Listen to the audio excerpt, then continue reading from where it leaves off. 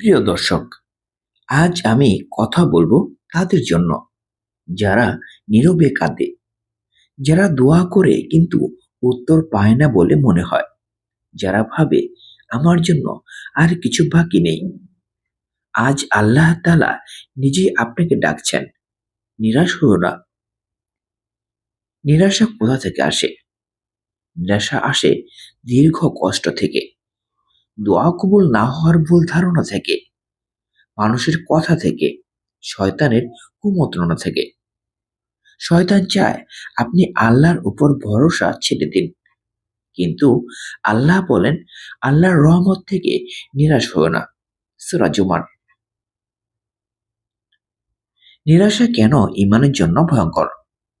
নিরাশা শুধু মানসিক সমস্যা নয়, নিরাশা ঈমানের জন্য হুমকি। আল্লাহ বলেন আল্লাহর রহমত থেকে কেবল কাফিররাই নিরাশ হয়। সূরা ইউসুফ। নিরাশ হওয়া মানে আল্লাহর ক্ষমা, দয়া ও শক্তিকে ছোট মনে করা। আল্লাহর রহমত কত বড়!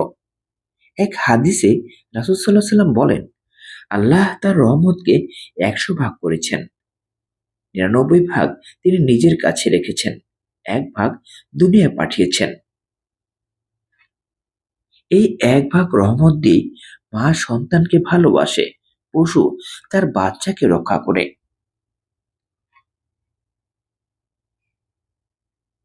তাহলে ভাবুন, ৯৯ ভাগ রহমত দিয়ে আল্লাহ তাআলা আখিরাতে কি করবেন? দেরি মানে না না। অনেকেই বলে আমি তো অনেক দোয়া করছি, কিছু হয়নি। প্রিয় মুসলিম ভাই ও বোনেরা, দেরি মানে প্রত্যাখ্যান নয়। আল্লাহ ৩ ভাবে দোয়ার জবাব দেন। ১, সাথে সাথে। ২, পরে। ৩, আখিরাতের জন্য জমা রাখেন। রাসূল সাল্লাল্লাহু আলাইহি সাল্লাম বলেন, বান্দার দোয়া কবুল হয় যদি সে তাড়াহুড়ো না করে। রহমত আসার আগের মুহূর্ত। রাত যত অন্ধকার, ফজর তত কাছে। ইউনূস আলাইহিস সালাম মাছের পেটে, ইউসুফ আলাইহিস সালাম জেলে, আইয়ুব আলাইহিস সালাম রোগে, মুসা আলাইহিস সালাম সমুদ্রের সামনে। সবাই ভেবেছিল শেষ, কিন্তু সেখান থেকে শুরু হয়েছে আল্লাহর রহমত। কষ্টের মধ্যেও রহমত লুকানো। আপনি যা হারিয়েছেন, হয়তো আল্লাহ সেটার জায়গা আরো ভালো কিছু প্রস্তুত করছেন।